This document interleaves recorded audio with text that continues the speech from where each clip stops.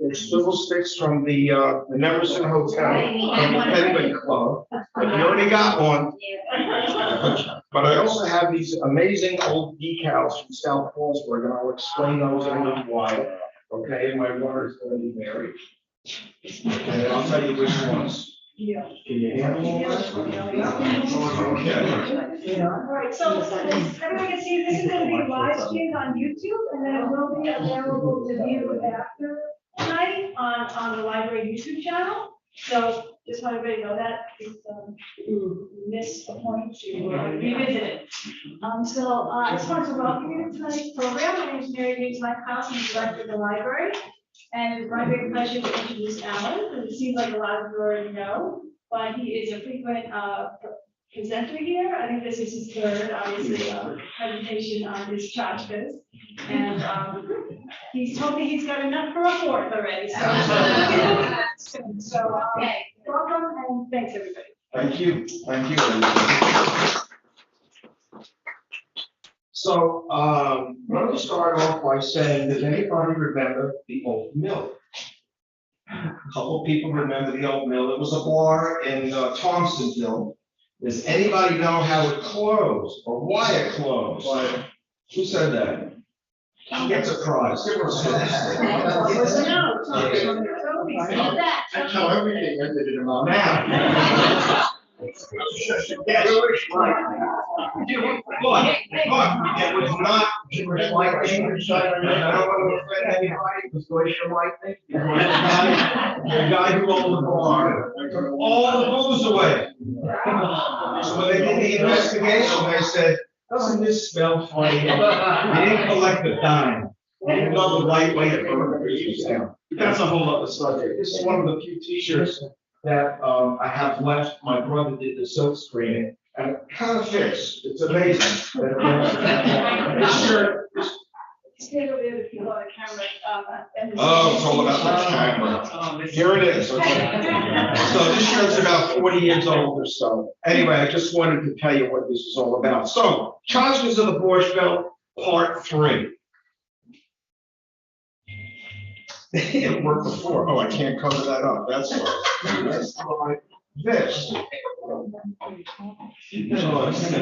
I'll do it the old-fashioned way. Now it's not moving at all.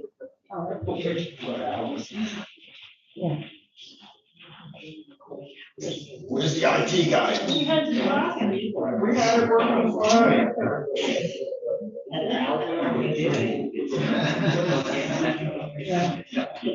Okay, we got it. Stand by. So, what is a tchotchke? Okay, a tchotchke, in some people's minds, is this little thing that you sit up on your shelf that you bought someplace. It's a pain in the ass to dust, and there's going to be a lot of things tonight that you're going to see that really aren't tchotchkes, but it's just part of my whole Catskill collection that I'm going to share with you. And yes, my book is for sale. Afterwards, this is not my new book. If you are interested in my new book, I know there's a clipboard going around. Put your email on it so I can get in touch with you. And that book is called More Borscht from a Catskill Mountain Plumber. And it's the same premise, a lot more stories from other people. Okay, so here's some small tchotchkes from some of the hotels, the Concord. We have the Pines. I can't even read the other ones. Pollock's was a small hotel in Ferndale, and I knew the owners very well. I miss her a lot, Marion. Of course, everybody grabbed the pens. I mean, you still do it today when you're at a conference or something, you take the pen. So we have Pines, Concord, and Grosvenor's. Who thinks they know the Catskills really, really well? Raise your hand if you think you know it really well. Yeah, somebody must know it well. How much do you want us to know? Contest. I'm going to give you 5 seconds to name 7 hotels. Who wants to try it? Let's go. Somebody. Go. Okay. Well, of course, we're here's Concord, Pines, Neville, the Land Nemerson, Grand Mountain. You got it. You got it. Good. Wasn't that 7? Wow, that's 6. I'll give it to you anyway. Give her a sticker. Give her the because you flunked it in the middle. You didn't get going. You gotta go. You gotta go. This is a very fast presentation. Okay, I don't want you to miss anything. Smith Shoes, Sonny Smith just passed away last week. She was a mainstay. Everybody used to buy shoes. She sold Buster. So you're gonna help me, Buster Brown shoes. I remember getting a pair there with my mom. Somehow I found this and it's part of my collection. God bless you, Sonny. Did you have to put your Now, machine? In the machine, yeah, that's why I walk like this. Not supposed to. So these are known as scopes. Does everybody remember these? Scopes. If you still look in your mother's drawer, I'm sure she has a couple of she came to the Catskills. And I used to help a friend set those in. This was a typical tchotchke that you brought back from your stay at a hotel. And you got the Browns, the Concord, the Homeland. Just got the one from the Worley recently on eBay. I still find things on eBay. They don't have those anymore. But I'm going to tell you a very funny story. This is in the new book. Ellen Cutler used to be the photographer in the Concord. And it was a Friday afternoon, and people were coming to the hotel, and she was taking pictures. And here's this couple, just this loving couple, and she said, I'm gonna take pictures and I'm gonna use them for my display the next day when I show off the scopes and the photographs. Well, the next afternoon in the main lobby, there's a young girl about 13, and she sees a photograph of her teacher and another woman, and they're just, So she runs to get her mom, and luckily Ellen heard what was going on. So she grabbed everything from that couple and hid it. The girl comes back 5 minutes later. Mom, you gotta see, where's the picture of that couple? Oh, they just came by and they bought everything. Another marriage saved. So it was a close one. Saviloff used to be in Liberty, very big hardware store. That's where the trading post is now. That was a nice giveaway. Now this, I don't believe was a giveaway. So either somebody stole it or they bought it in the gift store in the Browns Hotel. It's a hard picture to see, but it's on a vase and it says, except for cash, you cannot pass through. And there was a toll house in the beginning of South Fallsburg. I believe it was located across from where Brothers 2 is now, as you come into South Fallsburg. Approximately that area is where the toll house was. That's the best I could figure out from the pictures that I do have. Now, everybody smoked back then, unfortunately, and everybody stole an ashtray. That was the biggest souvenir that you could get from the hotels. What else did you steal from a hotel? Owls. What else? What was that? Shampoo. Hens. Did anybody steal a goat hanger?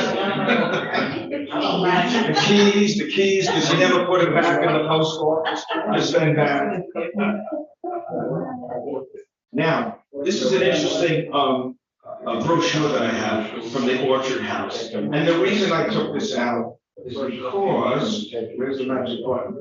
Right over here, this was pre-Jewish Catskills. This is very old. And basically what it says is Hebrews or persons suffering from pulmonary complaints will not be entertained. Pulmonary complaints, tuberculosis, because that was where Loomis Sanitarium was, and they didn't want that reputation anymore, to bring up sick people on the trains and to stay up here. So they said, we don't want you. No Jews, no persons with tuberculosis. And if you drove through Tuxedo, their sign said, no dogs, no Jews. The dogs got the head billing. Can you believe it? We were underneath. True story. This is a very old farmhouse, rooming and boarding house. This was located on Nemerson Road, which basically would be Elm Drive. Elm Drive is where it is today. That hotel still exists. There's a girls' camp now. So I don't know exactly where it was, but that's a very small street. So maybe someday I'll be able to find out exactly. I don't know. Well, I went too fast. I was gonna ask you if you knew where this hotel was. This brochure is probably dated about 1940, maybe 1939. And you can see by what is available, you know, they didn't have indoor ice skating rinks yet or skiing. They had swimming and tennis and handball courts. They did have a big pool, so I would say it's about 1939, 1940. This is the Concord. And before it was the Concord, it was the Concord Plaza Hotel, and then it got shortened to the Concord. Now, an interesting story my dad told me is in the 60s or so, and this is a very unknown story. Somebody had the great idea of naming their motel the Concord Motel. And for maybe a few weeks, people were coming thinking it had an association with the Concord Hotel. When the guys in the Concord found out, they jumped on their attorneys, you gotta get them to change the name. What happened was, they never registered the Concord Plaza Hotel name. So legally, these guys could steal the name. It cost them a lot of money to buy them out because they didn't want to have some association with this motel, but not a big known fact of the Concord. And another hotel, well, this is the famous, one of the famous signs of all hotels. And you got the Browns and the Pines, and you got Pollock's, the Gilbert, I mean, it's a huge list of hotels. 17. Well, it might have been 17. There was a couple of them in different locations. Now, does anybody remember Budorf Furniture? Yeah. That was a factory that made nice oak outdoor furniture. You're gonna see something later on, and I'm gonna ask you, where was it made? We'll see if you remember. Okay, I'm paying attention. There were so many hotels on some streets that actually made a sign up called Hotel Zone, 20 miles an hour. Now, I found this sign at my grandparents' bungalow colony, which was located on the old Liberty Road. And I'm very surprised that it was there because I can't think of, even as a kid, that many hotels down the road. But is this unwritten rule of street sign collectors? It hits the ground, it's like yours, sort of. I mean, it was in bad condition when I found it, and I couldn't have been more than 12 or 13 years old back then. So it's been in my collection ever since. Here's another brochure, same time period. I'm going to start to give you clues, so whoever can figure it out, yell it out and raise your hand at the same time. It was located on Route 42. It was located in the hotel strip. There were two owners. There's another name of the hotel are people that are representatives of countries. And the hotel begins with the letter A. Ambassador. You got it. All right. Give him a decal, because I think he already has a swivel stick from last time. We got that the last time, Alan. And raise your hand. You got, okay. So here's the cover, 1934, pretty old. And again, the activities were the same as the Concord at that time. And I need to tell you how I got these early brochures. In my office in Fallsburg, when I was the building inspector, I had set up all kinds of old tchotchkes in my office because I like displaying things. And one day somebody from, it was the Regal Hotel, and now it's the Camp Neva Shalom. He came in and he's looking around at all these things. And he said, you know, there's a trunk in the third story of the main building. And the kids keep going through all these papers. I think you might be interested. I said, let's go right now. And I still get chills because there on the floor were brochures and papers from that time period. What was probably happening was the owner of the hotel was collecting brochures to compare what to do in their hotel. So luckily I got all this great vintage paper, plus I got two beautiful chandeliers that they weren't even hanging anymore. They were laying on the bar. I took those, some really nice vintage stuff. And this is from the Flagler, I know you all know that hotel. And if you wanted a room with a semi-private bath, it was only $37.50. And here's accommodations to share for children, that's the daily rates, really cheap. But again, this was 1942, okay? That's just a couple of years ago. And here's the activities, you know, horseback riding, ping pong, baseball, bridge, mahjong, that's still big today, you know? And theatrical. They were one of the first hotels to put on major shows. Ross Hart, I believe, was the social director. He was very, very infamous in getting entertainment in Catskill. Now, if you saw this before, and I love this, don't give the answer. This is from the Regal Hotel. This is some of the menus that I got. Okay, so this is 1939, and this is 1940. Okay, what's the difference? Well, the names, Not the names. They hired a typist. The typing on this one, whoops. Terrible, yeah. I don't know what they were doing over here. The typing was awful. Now they finally have something you can read. It's the only typewriter. So, We'll change it from dinner to supper. so, yeah, I love those two. The comparison is just great that I was able to catch that. Mary left with the prizes. Oh my gosh. So this is the Regal Hotel. This picture, I would say, was from the 60s, maybe 50s. Looks totally different now. Glad you're back. It's okay, no contest yet. Nobody won yet.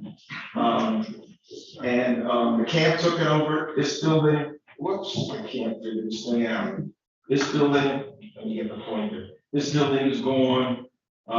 Stuff in the building is been changed a lot. They really don't use it anymore. I want to get in there this summer and photograph the building because it's one of the few left that you can walk into. And I'm just trying to save, you know, for historical reasons, what we have left. Where is It's it? located in South Fallsburg. No, it's located in Fallsburg. It's right next to where the prison used to be. I call it the soft core prison, the annex on River Road. What's the Riverside Drive? Neva Shalom is the name of it now. What was the name? But the Regal Hotel. It's across the street from, what do they call it? West Park. It's a new development. So if the Orthodox have it, they'll let you in. I get into a lot of places. For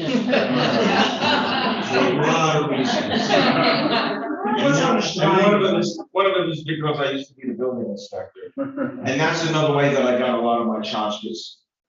I was allowed to, I had to make reports to the town board to tear down structures and buildings. And I was able to save stuff because I had the insight to say, this is gonna get burned down, this is gonna get buried. And I would collect these things for historical reasons. I knew it was valuable way back when, I'm talking over 30 years ago. So and I still have a close relationship with a lot of places. And I saw the gentleman just the other day someplace. I said, listen, Mike, I gotta get into your place, all right? No problem, just tell me when, I'll unlock it, and you can do what you want. Where do you keep all this stuff? His wife was handling. He lives someplace. Some of you know me well enough that you've been to my house. My house is a living museum. I have some of the signs stored away. When my wife first moved in, my house was just a total mess. There was just things all over. But through the years, and her forcing me and my neighbor across the street, it's very well organized. My hallway is a gallery. My back porch, and I'll show you what it looks like and you'll get a better understanding. And for some of you who've never been to my house, and I know I invited you guys last year after the seminar, and they took me up on the invitation, you can come to my house and I'll give you a tour, and I guarantee I'll blow you away. Inside and out, because I'm not even gonna tell you what's outside, that's a whole new thing. Anyway, so This came from Cutler's Bungalow Colony. It's a little classier than some of the other for rent signs. This one was a little less classy because he had the original sign and then he put for 1969 on the bottom there. And what he used is this green reflective tape. And it's amazing that it's still stuck to the sign. You know, I don't even remember where I got half my stuff. People always say, "Where'd you get that?" I don't know, but I got it. That's what it counts. I don't know what colony, I don't know where, but I love that sign because of the extra right here, the 1969. He couldn't pay for another painter. Yeah, I Depends on how you look at it. 68, 69, you know, Greenberg, Goldberg, same thing. Now this guy didn't have a spell. That's a classic Catskill sign. There could be nothing better than that. And when I saw that, I was doing an inspection for somebody and I walked into the old gas plant and I went, "Oh my God, I found the best now rendering sign there was." I mean, you just gotta love it. I can't imagine having that hung up in front of a bungalow colony and driving down the road and saying, "What? This got to be real schlock."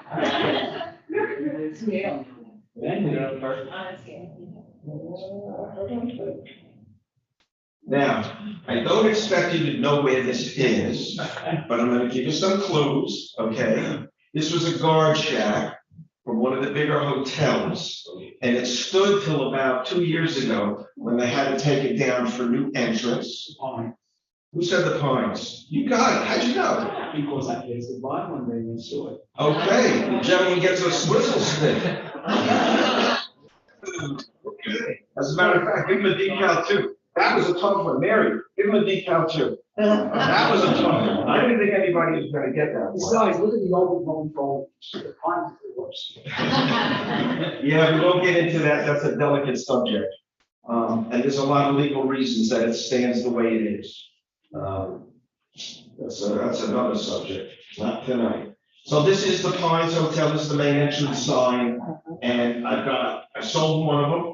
I have this one left and I have 2 others and they're pretty big. So when you say, "Where do I put the stuff?" That's above my ceiling in my bedroom. But everybody has space. It's hung up outside on one of my fences. And you're gonna see something else a little later. Now, where was this made? Bulldogs. It is an Adirondack chair, but it's a double. It's a double. And if that chair could talk, ooh, man. You can do a lot on a double, you know what I mean? It is in my house, on my patio, but it needs work. And that's another project, and I've got too many projects, so. But it would be a great template someday in a museum. You're gonna see it, I guarantee it. So this is the Browns Hotel. And they had the Brown Derby, which was their nightclub. I love the idea that they hired somebody to do graphics like that, to make it look like the Derby. It's, you know what, you reminded me too. So let's put our phones on airplane mode. That's okay. See, I forgot to. Now you don't get a prize. So I believe this is old enough that it was pre-Jerry Lewis and that whole advertising, and it was Jerry Lewis's hotel. It's pretty old, even by the graphics, and you can see the building over here that they're advertising. So it's a really old one. And even their activities, again, they're showing golf, music, Latin American, boating, fishing, very simple lifestyle when people came up here. Very simple. They couldn't do anything, they ate so much. Including the couple. Well, I can't give you all prizes, but I guess you know who it is, yes. Steve Lawrence and Louis Gourmet. This is one of the few Concord menus that actually had them on the cover, and it also had Freddie Rowan as a comedian, performing in the Imperial Room, 1971. So I have a really, can you take a picture of that? Yeah. You can buy the menu for $5. My best friend from high school was cousins to Edie Gourmet. Oh, wow. Really? Yeah. Thank you. Well, if you take a picture of that, you might get a better picture of the menu Oh, what? afterwards. Oh, okay. Well, it'd really be good if you bought it and you sent it to her as a present. Okay, Stephen E., yes, 1971. This is from the, another hotel in South Fallsburg called the Nassau Hotel, Homeland's Nassau Hotel. When I was doing my first book, the attorney Ted Drew, I was interviewing him, and he sang a little song. It's in that first book. And he talked about homemades gefilte fish. It was a cute little ditty, and God bless him. He attended a seminar that we had in the JCC a couple of years ago in Florida. It was a whole month-long celebration. It was unbelievable. That's where I got a lot of stories for my second book. We had 2 days worth of tell me your stories, and everybody shared their experiences. Because what I find happens is a lot of people do these talks. Could be Marvin, could be Myron, Alan, whomever. We do these talks, but everybody comes up afterwards and says, oh, I stayed at Kutcher's and you can't believe what happened to the lifeguard that fell in the water. That's the stuff that I'm trying to collect and save. So anyway, I really love that little ditty. And if you want to go there, it's closed, of course, but this is the Shavuos rate, $14.50 and up. Pretty cheap rate. It's a very old brochure, but I like the graphics, very art deco. And this is what they used to heat the rooms with. This was so dangerous, so unhealthy. But who knew from carbon monoxide back then? You had bungalow heaters, you had the wall heaters. No, that's propane gas. And it was inside. This, I just took this out 2 years ago from the vegetarian hotel in Woodridge. And there was 2 of them. And before they sold the place, I knew the old manager. I said, I gotta take those heaters out. He said, they don't work. I said, yeah, I know that.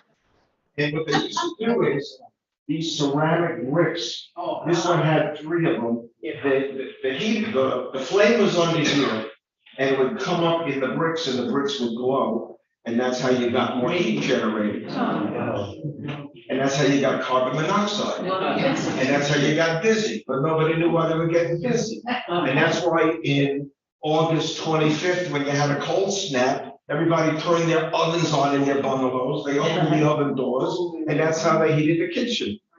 But who knew from carbon monoxide back then? Luckily, the buildings were drafty enough.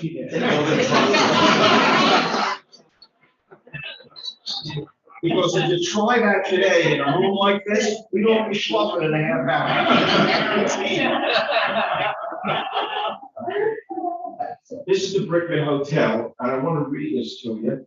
I got to stand over here. This was written by the Director of Activities, Ben Wallach. Time's a wasting by lonely hearts Wallach. Soon you folks will all goodbye. There are 2 more days to go. And since we try to satisfy, we want you all to know that those of you who slaved all year to meet your heart's desire, there really isn't much to fear. In case your heart's on fire, the handsome boys who serve your food are willing and quite able. You won't find them in fashion books. They may not look like Gable. So you know what time period we're talking about. But those who serve your meals were checked. We found them all okay. In case you want one to be wrecked, please wait till Labor Day. Cute little ditty. You know, a lot of social directors had to write things very quick for their customers and for the activities. You had to be really creative to be the Tumblr. I think everybody knows what the Tumblr is, right? Okay. I worked in a rock and roll band. That was my job. My job was to socialize with the ladies. Honest to God, that was part of the job. The problem I had was everybody in the band, because we lived locally, they didn't hire us from New Jersey and gave us room and board, so we made buckets. We lived here. We all had jobs. I had to work as a plumber, and they'd always get mad at us because they wanted us to be at the pool and schmooze with the girls, because if the teenage girls had a great time, they pushed their parents to take them back to this hotel or that hotel. That's just the way it was. One guy wasn't employed too well. His job was to schmooze with the ladies. He saved our jobs. This is the grand opening brochure from 1942 of the Tamarack Hotel. This was in that attic of the papers that I found.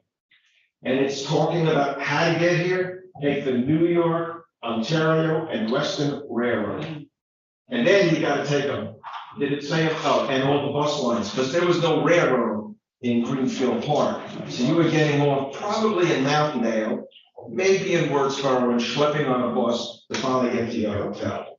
I'm gonna stop for a minute, and I want to share a story in my new book about getting up to the Catskills, if I can find it, and if not, okay. So I met somebody, like I said, at one of my shows, one of my talks, and he was a hack. Does everybody know what the hacks were? They were like the taxi drivers. They schlepped everybody up here. And this is part of one of his stories, part of his story. Frank had a full carload one day with 4 passengers. Being that each one looked older than the next, the youngest at 92, he wasn't sure if they were going to make it up to their destination or not. So can you just imagine what a scene it was, getting them and all their belongings loaded into the car? About an hour and a half into the trip, they made the traditional stop at the Red Apple Rest, everyone's pish stop. Did you get that? Okay. I thought I'd get a bigger laugh. Frank looked at his watch and he knew he was losing time because his passengers moved so slowly. Remember, the hacks deliver you, they had somebody waiting to schlep them back to the city. That's how they made money. He finally herded them up once again and it was off to Swan Lake. The drive was going smooth for about 15 minutes when Frank spotted the red flashing lights behind him. He wasn't speeding or doing anything wrong, but with all the suitcases strapped to the roof and bulging out of the trunk, he knew it was the standard inspection procedure, making sure that he was a completely kosher driver. He pulled off the highway, he got out of the car, and with the documents in his hand, he approached the trooper's vehicle. Try doing that today and you get shot. After a few minutes of going back and forth with the officer, he was told to get going. Frank jumped back in his car, slammed the door closed, and took right off. Immediately, one of the ladies started yelling, "Stop the car, stop the car." Frank couldn't imagine why she was yelling at him. "Sam's outside," she yelled.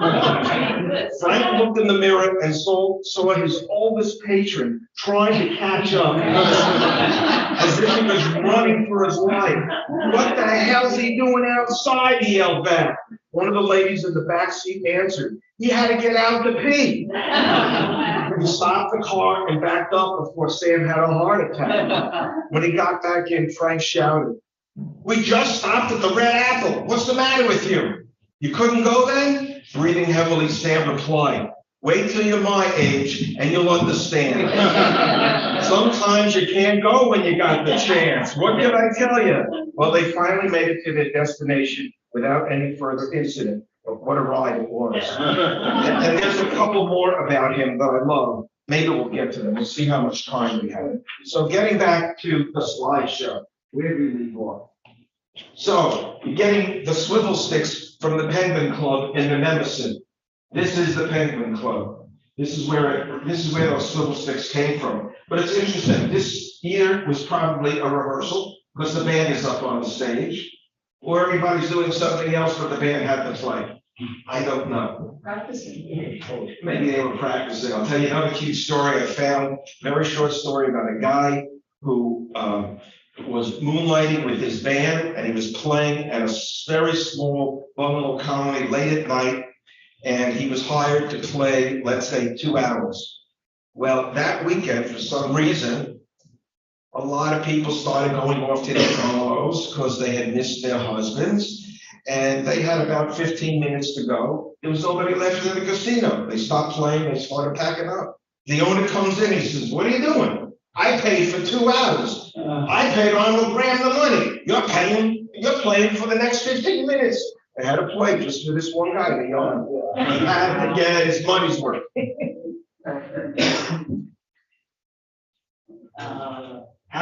Okay, here's the contest, ready? So, I mentioned here about Schaefer and Wrangel, and this is one of the chairs you might sit at under a tree. Name another beer besides Schaefer and Wrangel that does not exist. Pabst, I think you can still get Pabst. Peels. Peels, you can't get another prize, you're killing me. Schlitz, did you say Schlitz? Who said Schlitz? Raise your hand, you get a prize. Okay, give her a prize.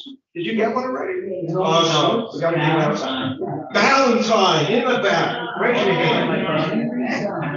Give him a prize. He has one already? Give him a prize, I don't care. I got too much stuff in my house, we gotta give it. I think I'm kidding, huh? So this is the Hotel Ledborn. Another question, another contest. Who knows the name? It went from the Ledborn to the, speak up. Ledborn to the, in Woodburn. Carrie Comito was the owner. No clue? Aladdin. Who said that? All right. You get a prize, the Aladdin Hotel.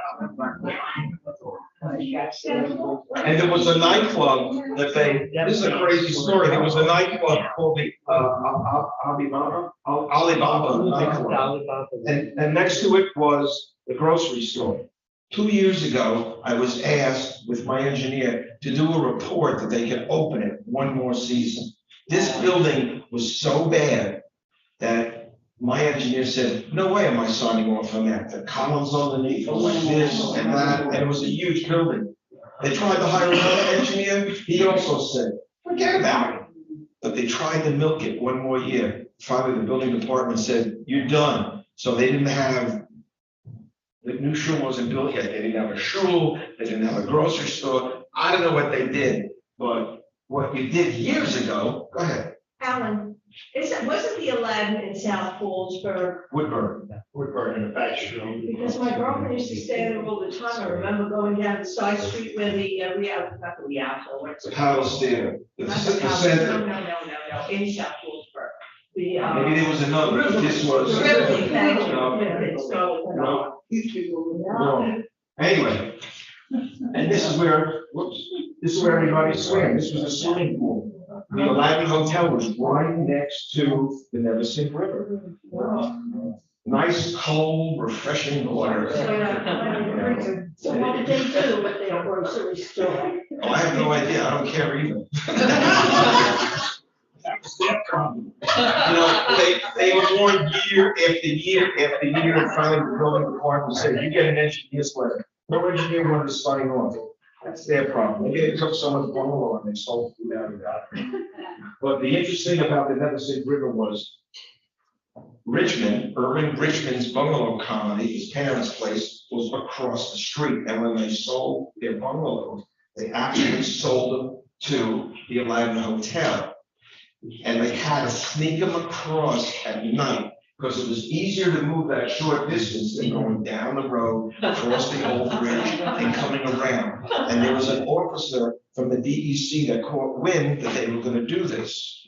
So they had this huge bulldozer and this, what do you call it, like a tank retrieving truck. And they schlepped the bungalows one at a time, somehow on skids and everything. They did about 5 bungalows at night. The next day, bungalows were gone. There were marks, but he couldn't prove, for whatever reason, the job was done and they got away with it. The things you had to do in the Catskills to get by, you know. Alan, This, yeah. just mention a movie there before. There's a question for the group, what was the name of the movie theater in Woodburn? Woodburn, it was the Palace, it was the Center. Center.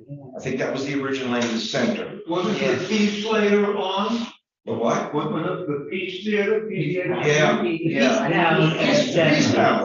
Peace Palace. That was the last time that it was a theater, and I remember seeing the Orleans perform there. I've got their poster because I like that group. So, I even got to, you want to hear a crazy story? I don't know when that was. It must have been 1979, 1980. I brought my tape recorder, I taped it. And I don't know how, but a friend of mine reconnected with me about 2-3 years ago. He says, I gotta send you something. He sent me the cassette tape. And he moved to Kentucky. I have no idea why the tape stayed in his possession, but I listened to it, I was like, wow, it brought back memories. I can't believe he kept it. I said, you got the same stuff in your blood as me. This is a great sign. You can see that they were advertising television, music by Juke, which means they had a jukebox in the casino, in the Dreamland Playhouse. Now, somebody was trying to clean the sign up, as you can see. They covered something here, they started painting over here, and they ran out of the crummy paint that they had. They stopped. They stopped. And this is the old Fallsburg phone number, 466. This was pre-dial-up. And the way we used to call on the phone, you pick up the phone and the operator, what'd you say? Number, please. Number, thank you. Number, please. Thanks, coaches. I was an operator. And that's how you make the phone calls,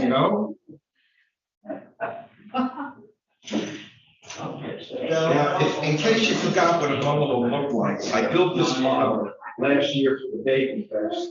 And it's really very accurate. I don't have a picture of the inside, but it's got those tacky colors that they used to use. They painted the walls really tacky. It's hard to see, but it's a screened-in porch. No decks back then. What they did was they made a form, they filled it with a lot of rocks, and they put a little cement in on top, because that's how you save money. And forget about building a railing, you took a piece of pipe, and you had a railing. And that's how you built the bungalow. Adorable. This is probably the rarest piece of my collection. I still have not done the research, and if anybody wants to, they help me out. It's postmarked 1881 Mount Vale. But the year before, 1880, it was still Sandburg. That's the original name of Mount Vale. I don't know why it was changed. I don't know why it was originally Sandburg. If anybody wants to dig up the information and get in touch with me, I'd really appreciate it. I think it's gonna take maybe some digging on the internet. Runs through there. What's that? Sandburg Creek runs Well, through there. But why was it the Sandburg Creek and why was Mount Vale named Sandburg? So if anybody can help find that answer, I'd really appreciate it. But I'll tell you how I got the two envelopes. I have a habit of going in old buildings and I take my hand and I rub the top of shelves because everybody leaves stuff behind. And this was my grandparents' bungalow colony that they bought in 1941, and it was in one of their bungalow on the shelf. And we were selling the place, and I was going through all the bungalows one by one, taking the things that I wanted. It was amazing. My grandmother's set of silverware, there was one piece in everybody's bungalow. Everybody would come over here, have some cottage cheese and noodles, take a fork, they never brought it back, and I said, that's grandma's fork, that's grandma's knife. I'm putting it in every bungalow. But I ran my hand on top and I found these two envelopes, and I was like, oh my gosh. I don't know if there's anything else postmarked with Sandburg. I really don't know. I've never seen anything like that. So for me, it's extremely valuable, and I love the way I found it. This is the old farmhouse. That was the Andrews farm, and by the way, that's who the letters were, Elisa Andrews, and there were also some letters, and she was studying overseas. She was sending them back to her family, and this was the Andrews farmhouse. And it was a beautiful building. I can still remember it as a kid where the porch was wraparound, like over here you could go in this covered walkway that it's very hard to tell. That was like a bridge between one of the back connected buildings. It was gorgeous, and I can remember just running around as kids and chasing my cousin. But little by little, my grandfather had to make some changes, so he closed this up and he made it a kitchen, and he made this a bedroom, and he moved it out over here, and he added a bathroom, and my uncle needed something over here. So it became the farmhouse that became the bungalow main house. And that's very typical of what happened up here to the main house, but it was a gorgeous building. Now, there's a story in this book there's a chapter called Jewish Lightning, and it gets very involved. And it's, all the stories are true, nothing could be made up. Just a little bit. Poetic license, but the reality is that there was a fireman that came to Mountaindale. There wasn't enough action. And this was the first year that me and a friend of mine, William Hutchinson, I was the assistant chief, he was the chief. He decides to have a big fire. So he torched the building. We saved most of it. And it was bad. It hurt, but it helped sell the property at the time. Anyway, the thing I was gonna say is the piece right here, okay? We call that wedding cake, because it's very detailed. I hired a contractor who was excellent to take the building down. I said, you can take it down under one condition, you save that for me. That's on my house, on the back of my house. So if you ever come back to visit, you look up and you'll see that. And when I had a family reunion about 12 years ago, and a lot of them said, oh my gosh, that's from the main house. They recognized it. So it's being there at the right time and being aware and saying, I need to save that, I need to get that. Terrible habit. Now, this is even more amazing.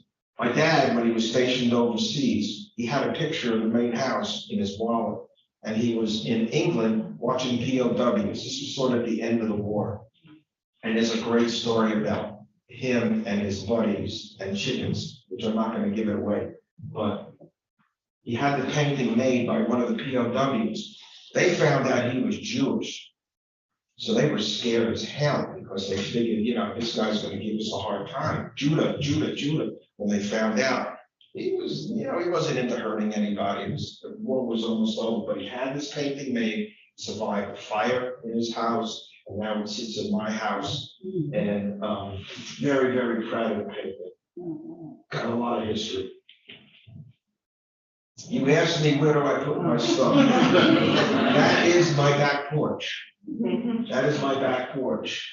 There's the bungalow sign. The air conditioning is gone because I had to put another sign up, so I took it out. There's more fans. You're going to see a better picture of the RX sign. I try to slip things in when my wife isn't looking. And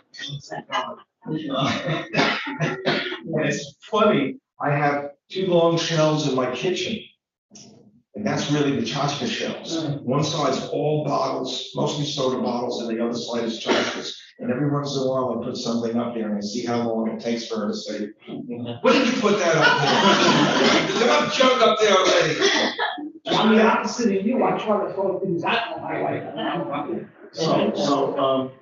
Yeah, the stove doesn't work. It's too old for me to rebuild it, but I found a nice old 1950s little gas range that sits right on top of that. This is an older picture. I use that in the summer so we keep the heat out of the kitchen, and but I have to light it because it's too old for her to mess around. This is another one of those bungalow heaters, and you're gonna see, I don't know if you can see that well. We used to call them the clam shells. That's what we used to make grilled cheese sandwiches with. And you put them over the stove and you flip them over. So this is an interesting postcard and some other items from Mountaindale. And what's interesting about it is there was a famous postcard. He was an artist, Landis. He was very famous in this area, did a lot of postcards. And he always did these bird's eye views. All the roofs had this maroon color. This is the only card I've ever seen that they put a plane in the sky. I think. My theory is that Mr. Brody was in the war and he flew a bomber and he wanted it in the postcard. That's the only thing I can think of, because of all the Landis cars I've ever seen, there's never been an airplane in it. And it's not a little Piper Cub, it looks like a big bomber. So that's why I think it got there. And every town had this shechit in their oil. And this was Rabbi Goldstein, and this is some old cards from the St. Moritz Hotel. And this is from the Grand Central Hotel in Mountain Vale. Does anybody remember the panorama? Raise your hand if you do, I want to see. So we do have some real locals around here. That was the magazine that a guy would go around with his camera and he'd get your name if you were staying someplace, or he'd caught you at a restaurant. And, you know, if you were in the panorama, oh, wow, my picture's there this week. And this was like the Catskill shopper back then, they were advertising, more pictures of locals.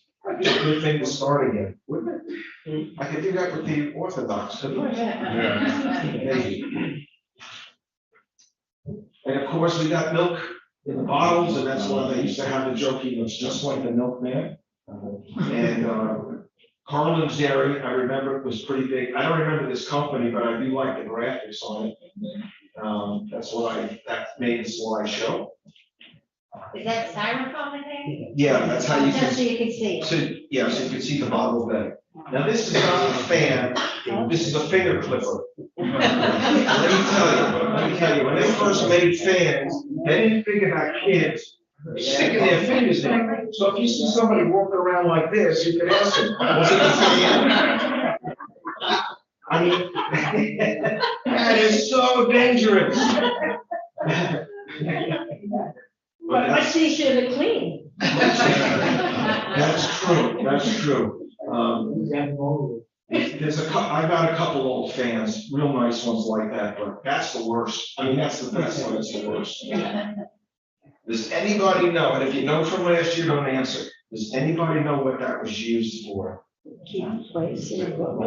For what? Place in a book. No, it's square, it's plastic, it's about 14 inches long.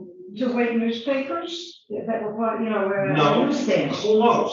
close, it wasn't a weight, because it's very light. No, I'm gonna tell you what it was used for, and I didn't know until my cousin remembered. They used to use that for the grocery separators in the grocery store. Oh. Because you got Reader's Digest, and on the top it says TV Guide. And they were tearing down a building at the Palms Country Club. It was the El Dorado, it became the Palms, and the contractor called me up, he says, Alan, we're taking down this building that I told them they had to do, and we went through the process. He says, but there's a lot of stuff in the attic, you need to come by. And that's when I found a bunch of these, some great stuff from the El Dorado. There's a Passover brochure over there. Luckily, everything was not wet and it was safe. So I have other people watching for me, thank God. This is how we used to get eggs in the cardboard containers. Who remembers Catskill Bakery? Of course. Back in white. It's a black and white. If you smell like me, it's a black and white. It was called black and white. It's black. That's supposed to say black. I thought so, but. Give her a plum. She caught the spelling error. No, I don't want more Tchotchkes. You know how you can read something over and over and not see the mistake? This next book is better, but this one has a lot of grammatical errors, a lot of them. Coffee cans. Savin is not made anymore. Maxwell House is still in existence. Good to the last drop. Good to the last drop. My grandfather drank Poston, which I believe was made from chicory. I drank cocoa marsh. And my grandmother used Narola fat, which is chicken fat. I guess it used to come in jars. Look, it's Narola fat. So I was at a yard sale and they had a whole basket of jar caps. How much you want? $2. They're mine. Okay. You don't think it's chicken It fat? says horror. No, it's On the right, it's farm making fat. nuts, it's nut fat. Nut fat. I stand corrected. I can't read my Hebrew.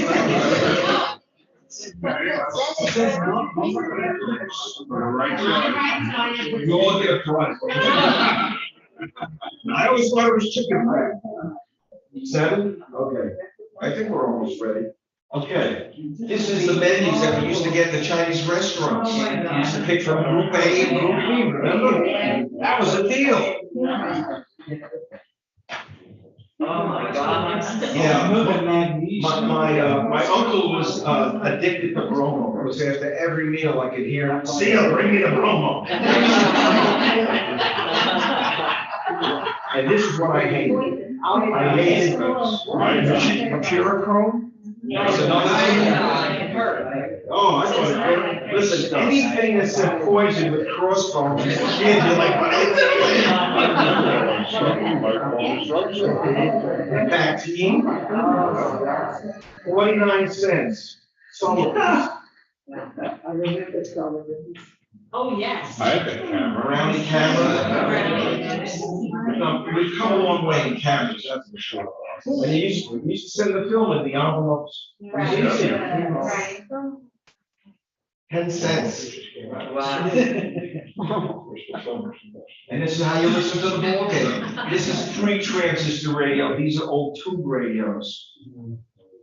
You remember Mission Soda? That was a very popular soda in the candy stores up here. In the Coca-Cola cooler. In the Coca-Cola cooler. And of course, there was Yoo-Hoo. Everybody drank Yoo-Hoo. Yogi Berra was their spokesman. Barron's was along the same stretch of Route 22 where all the hotels were. It was across the street, a little bit across the street from the Ambassador. And it was a contractor doing work. He saw a couple of these signs in the basement. He called me up. He says, "Alan, get these signs." And I did. And that was the best one. I just loved the graphics with the red, with the colors just bounced out. This was at the swimming pool because they didn't want strangers to go in their pool, so they put the signs up. So if I had a cousin coming over, I tell the owner, "Listen, my cousin's coming." It would be okay. But if the cousin was in this good type, he would tell the person, "Get the hell out of here. I don't want you in my pool." You gotta leave.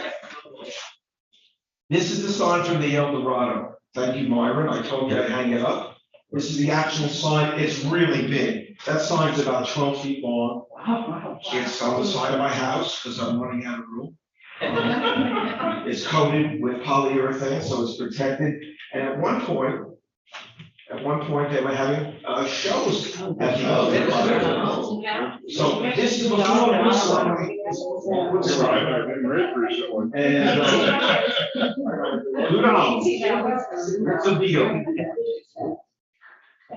Now, interesting thing, before that, it was Zygers, Right, Zygers. and then after that, the same structure was the Palm. Right. So it went through that, originally, the Jewish name, Zygers, I guess, then they wanted to be more cosmopolitan, and then they became El Dorado, which is also the dorm for the college, if I'm not mistaken. Yes, absolutely.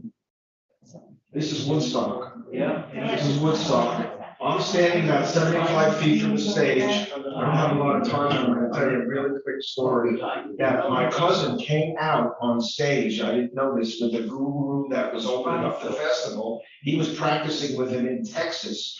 And I see my cousin up there because I was so close, and I'm yelling out his name. Couldn't hear me. I was with 7 friends. On the count of 3, yell his name out. "Ricky!" And he looks down and he sees me in the sea of people. Unbelievable. And of course, you can tell it's Woodstock by the jackets. My mom helped me get there. It's in the book. There's a whole chapter on Woodstock, great story. This was the other Woodstock that didn't happen in Mount Bay. It almost happened, but the locals stopped it like 2 days before the event, unfortunately. Yeah. This was another music event. And the Doobie Brothers just played here the other day. Saturday, yeah. But the tickets were only $10. And how did you get a phone call? Telephone call for Mrs. Schwartz. Telephone call for Mrs. Schwartz. This is the actual microphone that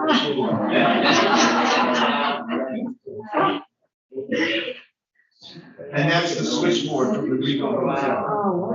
That's a prize piece. Some Jewish Hebraic writing, and if you're good, you can see what that says. It's a very special menu that, one of the items, they were trying to raise money for Palestine, so they had a Near East, chow mein and Tel Aviv with matzo balls. These are some postcards from the area. I'm rushing now. This is downtown South Fallsburg. Yeah, right. And of course, this is during the war. It said Fight Hitler. This one shows us that we're not gonna block out the sun because there was a lot of blackouts at that time. They had to turn the lights out. This is another RX sign that was on the drugstore on the corner of South Fallsburg. You have that? I have that, that's at my house. That's what he has. And this is the original RX signs that we had, and these little things used to flutter, and that's how it would grab your attention. And pre-neon. The Kentucky Club, look at this. You can get a tongue sandwich for $2. One beef for can't even read it. May 75. This is downtown Broadway. Okay. What was the name of the toy store? Davco. Give that lady a prize. That's across the street. It's here. This is Davco. This is one of the bus companies that used to schlep people back and forth to the city. And the other way to get up here was the O&W Railroad. This is a receipt, pretty old, I think it's 19. No. I can't read it anymore, but it's very old. And this is the old trestle that used to run over the Neversink River. And the Rails to Trails group that I'm connected with, we got the money now to build the bridge. So things are gonna happen with the trail, it's gonna continue. It's going to happen. But this is the reason that the railroad went bust. They had a lot of train wrecks, so it didn't help. And at that particular train wreck, the boiler blew up and the brass bell flew away. They never found it. That's how far it blew up. This is a sculpture in front of the Shanks Paramount Hotel. We just had it relocated because they built a new dormitory right in front of that. We just had it relocated to Ellenville. And I'm just gonna speak for 2 seconds and then What was relocated to? Oh, yes. the Shanks Paramount was on Yes. the road, Hyden Road, coming out of South Fallsburg. This sculpture is gonna be part of a future museum presentation that I'm working on with people and trying to preserve the Catskills. And we're just a great group of people and we're pushing ahead. And my book is, this is the cover of my new book. So it's similar to the first one. I found another crappy bungalow, which is perfect. With more of my signs, and I'll let you know when it comes out. Is that you? Yes. You can't see that it's me? Yes, that's me. That is me. So that concludes the Catskill Tchotchkes collaboration.